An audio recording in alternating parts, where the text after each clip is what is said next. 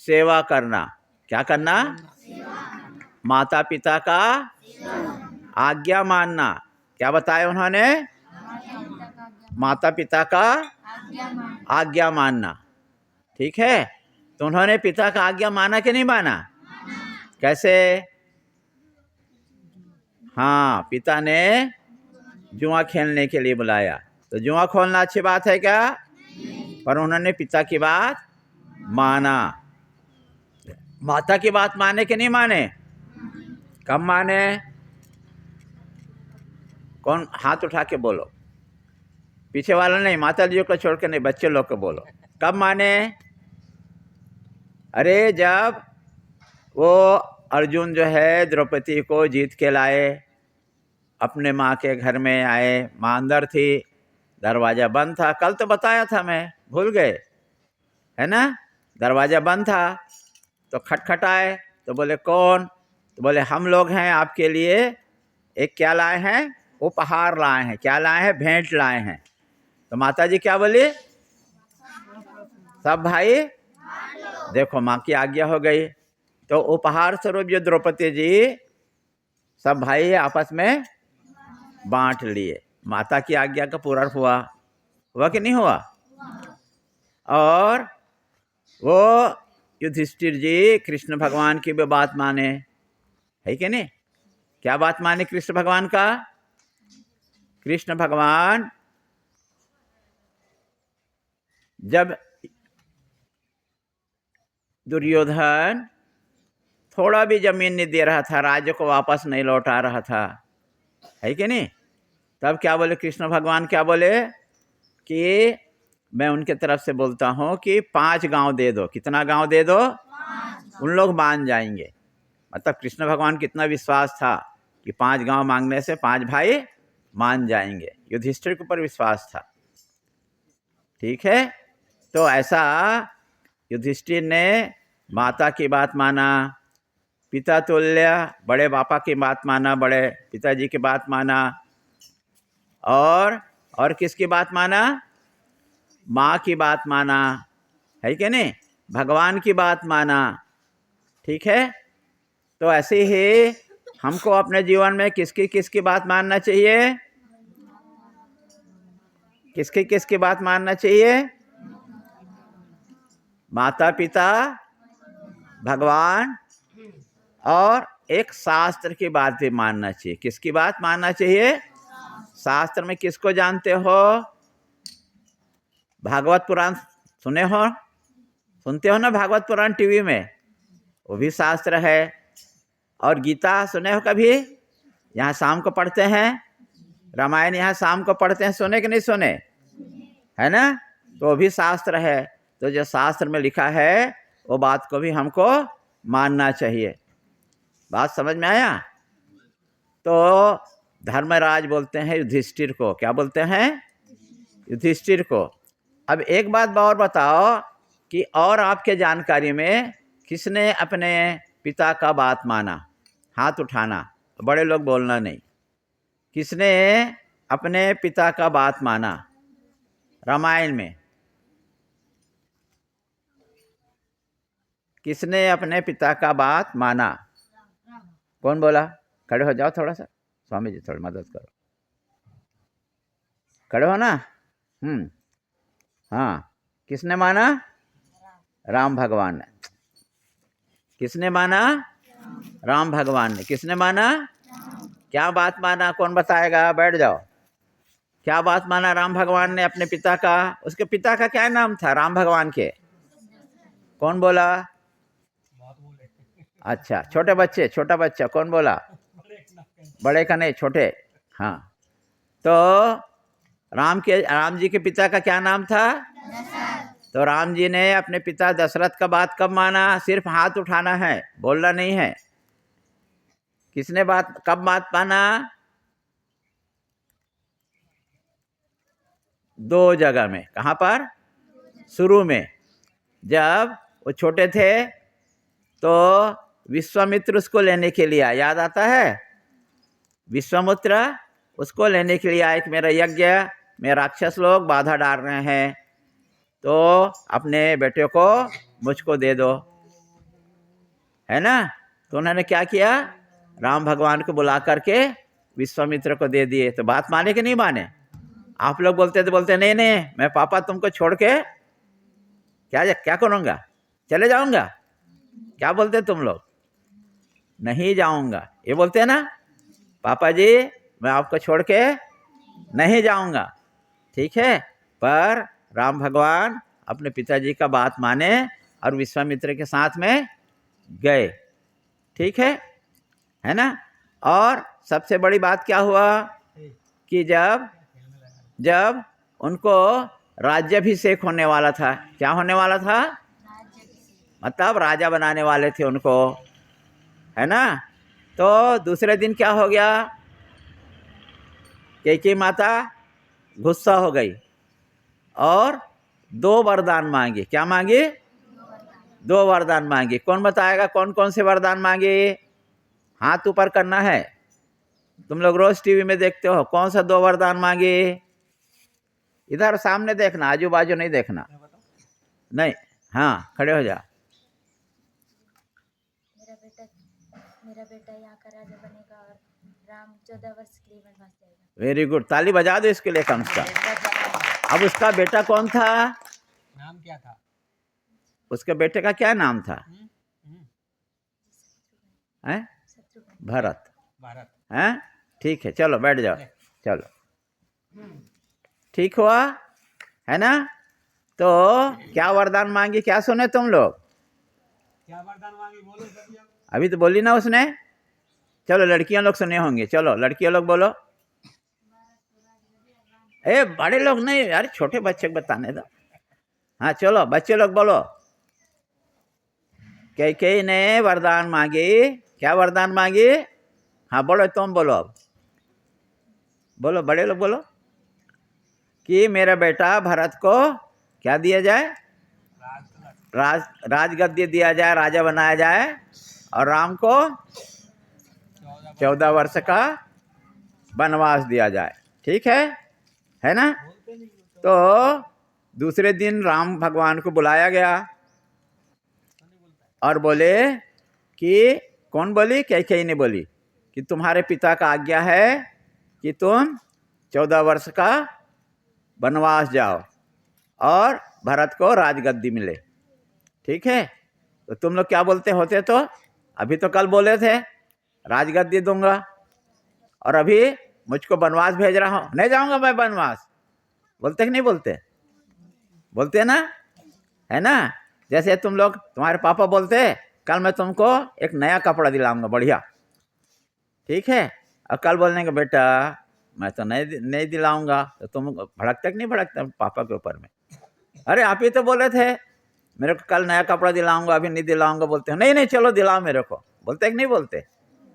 बोलते ना। पर राम भगवान ऐसा नहीं बोले।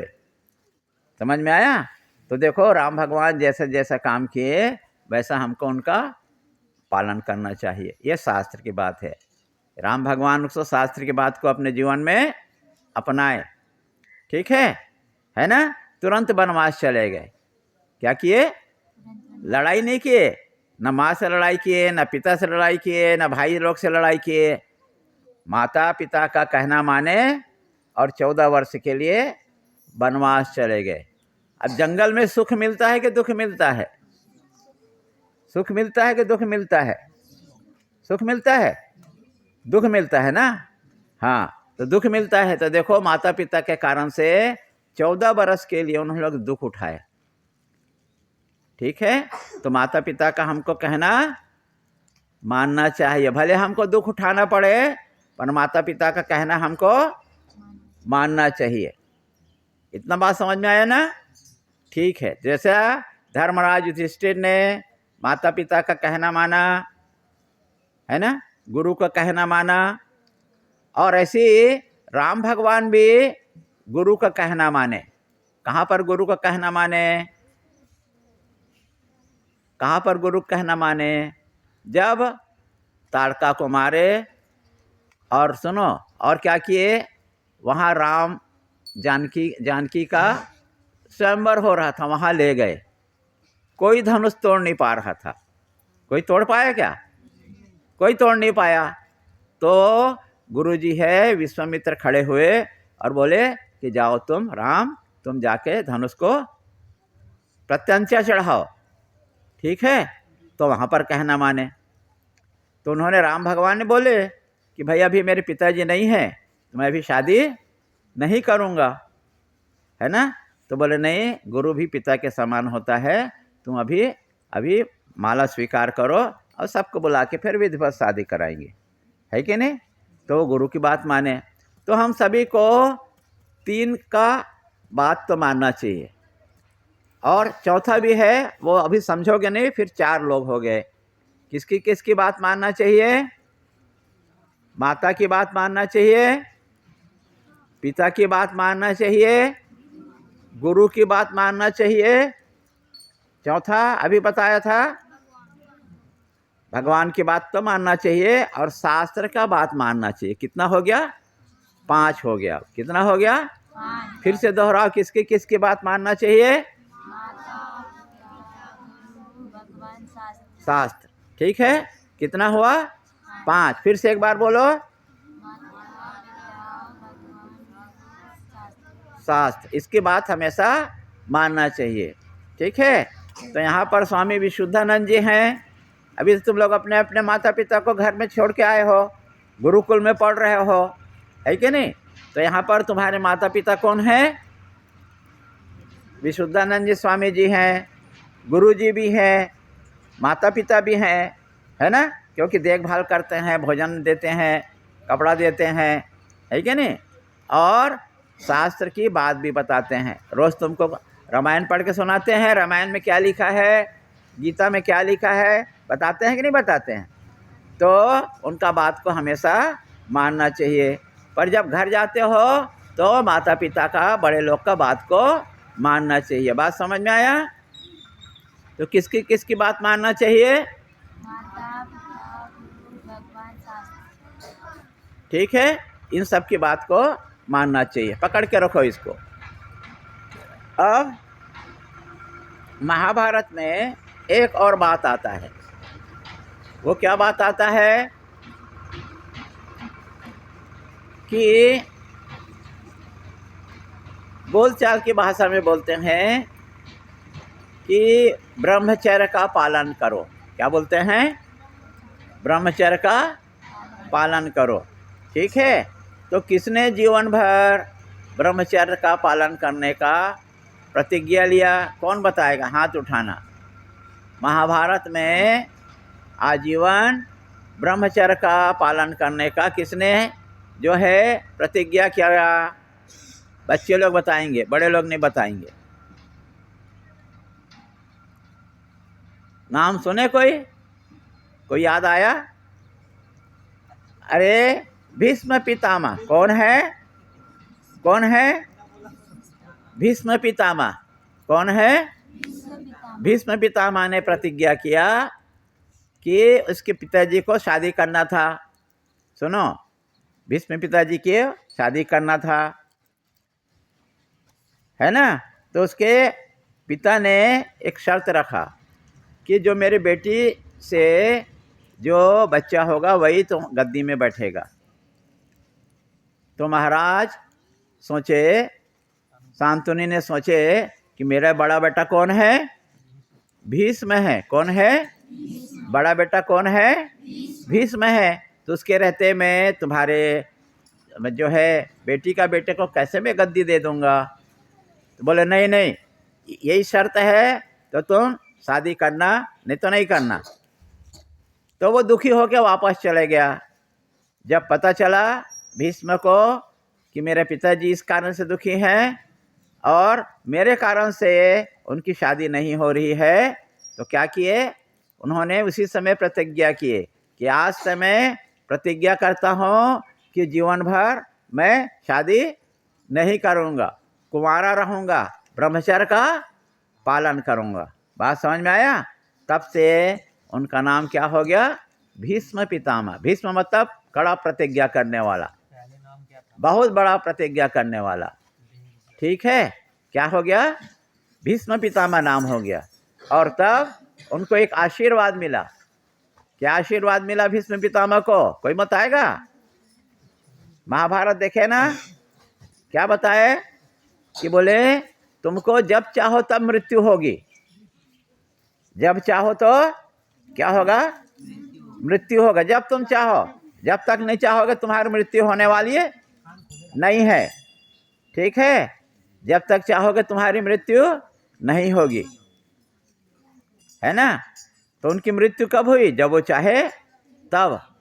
अच्छे बताओ, उनकी मृत्यु कब हुई? कोई बताएगा? उनकी मृत्यु कैसे हुई, कब हुई? वो चाहते थे कि जब कृष्ण भगवान सामने में हो तो मेरी मृत्यु हो, ठीक है?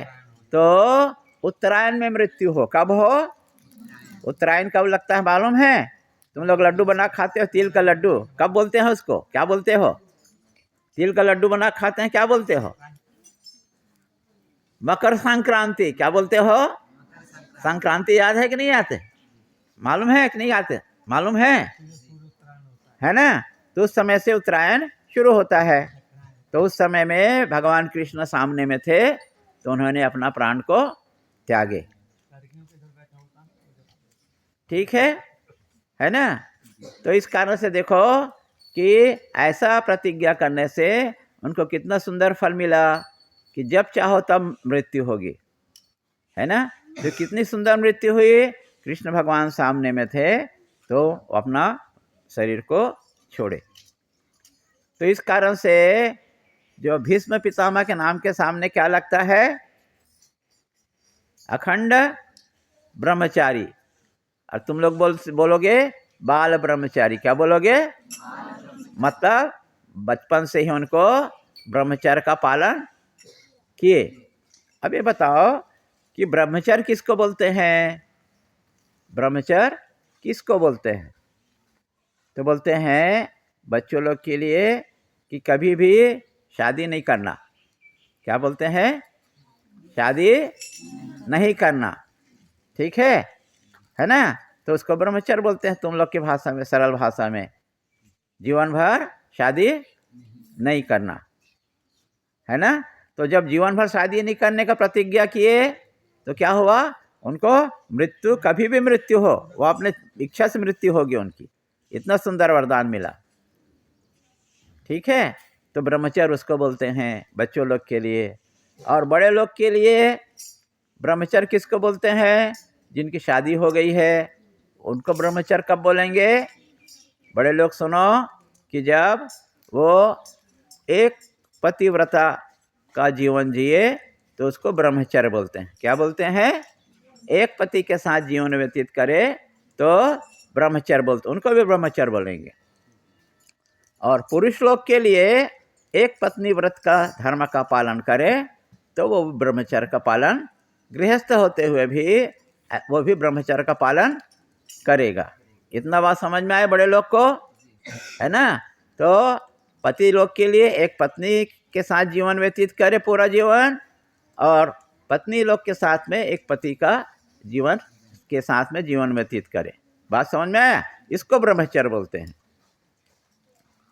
तो एक बात बता रहा हूँ कि जब राम भगवान का शादी हुआ, ठीक है, तो जानकी माता अयोध्या आई, है ना?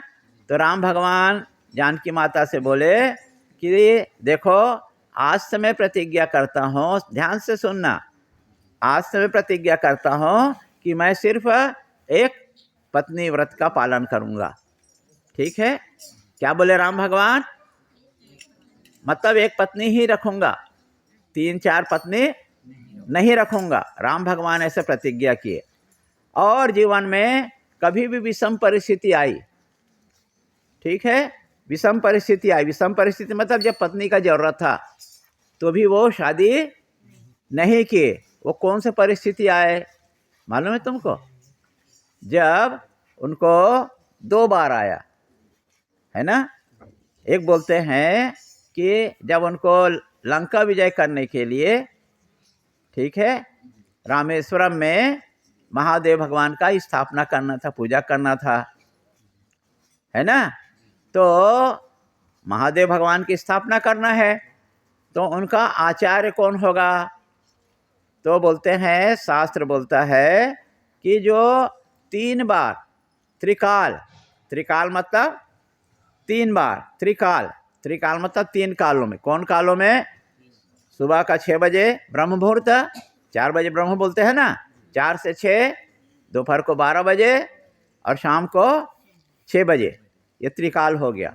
ठीक है ना? त्रिकाल जो संध्या वंदन करता है वो सबसे बेस्ट है, सबसे अच्छा है। तो राम भगवान चाहते थे कि जो त्रिकाल भगवान का जो पूजा करता हो पंडित, वो भी कौन? पंडित जो त्रिकाल पूजा करता। त्रिकाल कौन मतलब क्या बोले? त्रिकाल किसको बोलेंगे? 3 काल। एक कौन सा? ब्रह्म मुहूर्त मतलब सुबह 6 बजे, दूसरा दोपहर 12 बजे, तीसरा शाम को 6 बजे। वो जैसा त्रिकाल जो पूजा करता होगा वही पंडित पूजा करेगा। तो उस समय खोजा गया कि कोई पंडित ऐसा उपलब्ध नहीं था, सिर्फ एक उपलब्ध था। वो कौन था मालूम है? रावण। कौन था? रावण, है ना? तो वो रावण को बुलाया गया, रावण के लिए संदेश भेजे। सुनो, इधर सुनो, रावण के लिए संदेश भेजे। ठीक है? किसको भेजे? जामवंत को। किसको भेजे? जामवंत को, कि भाई तुम जाओ और रावण को न्योता दे के आना कि मेरा शिव अभिषेक करेगा जो यहाँ पर रामेश्वरम में। ठीक है? तो रामेश्वरम में शिव अभिषेक करना है, ऐसा उन पंडित बनेंगे, वो आचार्य बनेंगे। ठीक, ऐसा बन करके वो संदेश लेके गए। जामवंत जी है, तो जामवंत को बहुत सारा प्रलोभन दिए। बोले तुम तो मेरे दादा के कुल के हो, तुम उधर कहाँ हो, इधर आ जाओ, है ना? ऐसा बहुत सारा प्रलोभन दिए। और बोले यहाँ पर क्यों आए हो? तो बोले मैं प्रभु राम का संदेश लेके आया हूँ। प्रभु राम इच्छा व्यक्त करते हैं कि आप सभी वेदों को जानने वाले हो, ठीक, और आप त्रिकाल पूजा करने वाले हो। इस कारण से राम भगवान चाहते हैं कि आप उसके आचार्य बनो। आचार्य मतलब पंडित बनो, पूजा करने वाले। ठीक है? तो रावण बोले कि क्या जो है मैं, रावण बोले कि क्या राम भगवान जो है लंका विजय का संकल्प लेके पूजा करना चाहते हैं क्या? है ना? तो बोले हाँ। तो बोलते हैं शुभमस्तु, अपने राम भगवान को बोलना कि मैं जरूर आचार्य बनूंगा, जरूर पूजा करूंगा। ठीक है? तो बोले सामान क्या है? तो सामान बता दिए। ठीक है? पर वो जब सोचे कि एक सामान राम भगवान के पास नहीं होगा। वो कौन सा सामान नहीं होगा? जब गृहस्थ लोग पूजा करते हैं, ठीक है ना, तो साथ में पत्नी भी होनी चाहिए। होनी चाहिए कि नहीं होनी चाहिए? ठीक है ना? तो पत्नी भी होना चाहिए, और पत्नी तो मेरे बंदी बनी हुई है। तो सीता को जाके बोलते हैं कि तुम्हारा पति जो है वो पूजा अभिषेक करना चाहता है शंकर भगवान का, तुम मेरे साथ चलोगे और मेरा कहना मानोगे, मेरे बंदी में हो तुम, तो मेरे साथ वहाँ रथ में बैठ जाना, पुष्पक विमान में। जब मैं बोलूँगा तो आना, और जब बोलूँगा तो वापस आना। ऐस शर्त पे वो ले गया। और राम भगवान अब शंका में थे कि मेरे बाजू में कौन बैठेगा। तो रावण बोला चिंता मत करो, पुरोहित का काम है, कुछ वस्तु कम हो जाए तो उसकी पूर्ति कर देना, है ना? तो बोले जाओ वहाँ बैठे, दूध भेजो, वहाँ सीता बैठी पुस्तक विमान में, उसको ले आना और बाजू में बैठाओ। तो ऐसा करके वो जो है भगवान राम को एक इच्छा पूर्ति हो गया महादेव का स्थापना करने के लिए, है ना?